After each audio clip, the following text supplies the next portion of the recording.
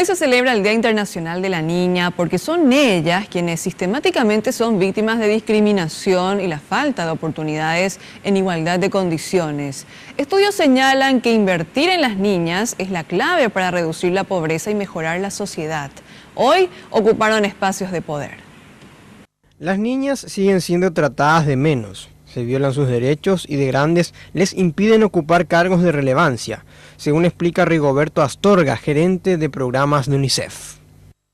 El tema del acceso a la educación, un acceso de calidad, un acceso que le permita desarrollarse plenamente, donde después de culminar un proceso educativo tenga las oportunidades de empleo, donde tenga las mismas condiciones de remuneración que tengan los hombres.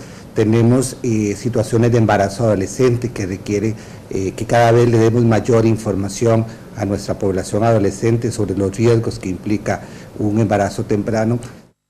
Se da algo bastante particular.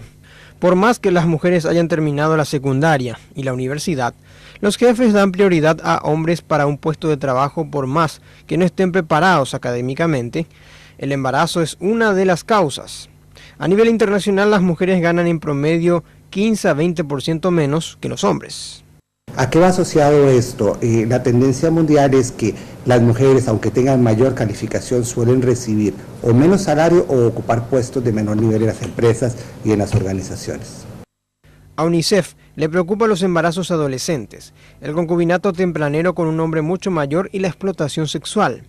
Hoy, las niñas ocuparon espacios de poder en las instituciones públicas para sensibilizar sobre la importancia de la igualdad, seguridad y respeto.